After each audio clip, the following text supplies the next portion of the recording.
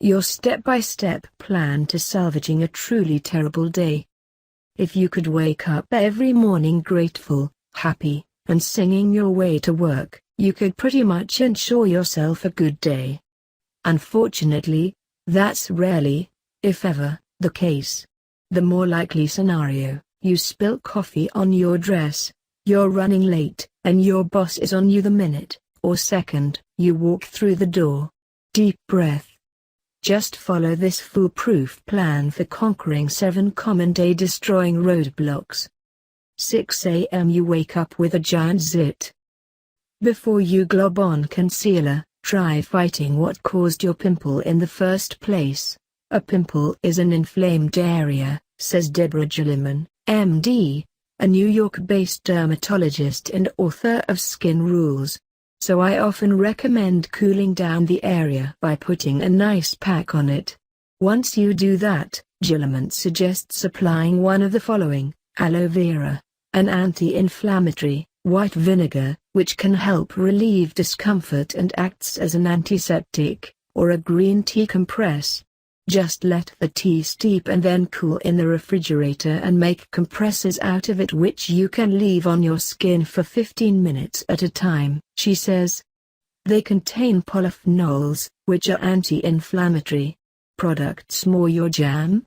Check out Neutrogena On the Spot Acne Treatment, $8, Amazon.com, which contains benzoyl peroxide or Clinique Acne Solutions Clinical Clearing Gel, $26, Clinique.com, which has salicylic acid.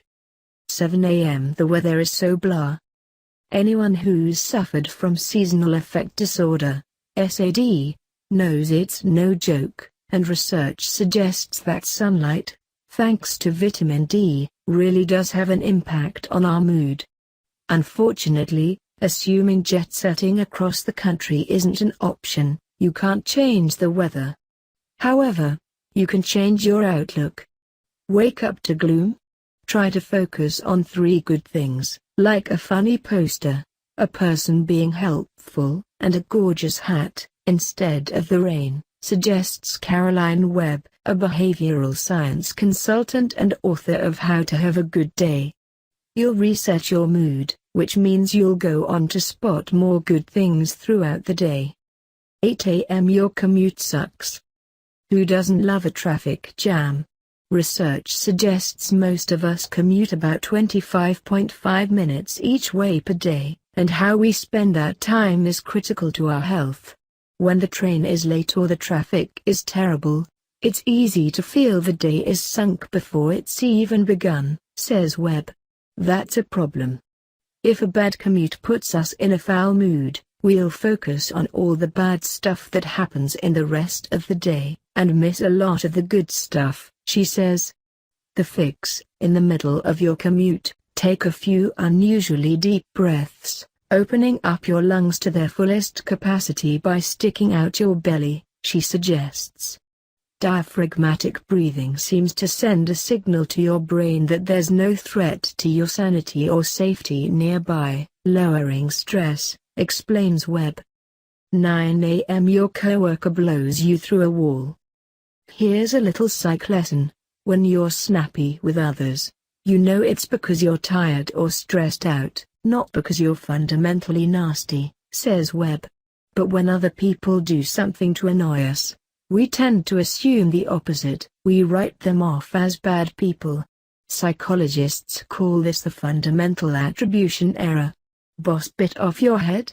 Cheer yourself up by imagining a story that might reasonably explain their bad behavior.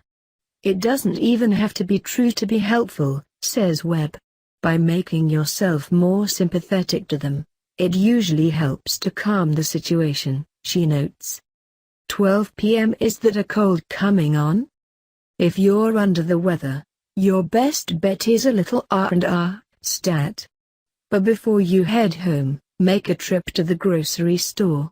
Consuming plenty of fruits and veggies, such as oranges, strawberries, and broccoli, that are rich in antioxidants, especially vitamin C, would be ideal, says Kerry Gans, RD, author of The Small Change Diet. While hydration is also uber important, a hot beverage like unsweetened tea could help soothe the beginning of a sore throat and keep your nasal passages moist, she adds. 2 p.m., or maybe you just didn't get enough sleep last night. If you're light on shut-eye but need a boost through the rest of the day, Michael Brewis, MD, a sleep expert and clinical psychologist, suggests drinking a cool cup of drip coffee quickly at 2 p.m., so as to not mess with your sleep cycle, then taking a 20-minute nap, if you can. He says you'll be good energy-wise for about 4 hours. 6 p.m., you've got zero motivation to move. Exercise is a proven mood booster. But the thought of actually going to the gym? That can be a little bit more of a downer. Plus, after a draining 10-hour day, your couch/bed/anywhere but the gym can seem like a more attractive option. Fortunately, it's easier than you think to muster up the motivation you need to move. So drop your excuses, yes, all of them, and check out these ridiculously easy tips for making sure you actually make it to your post-work workout. We promise, it'll be worth it.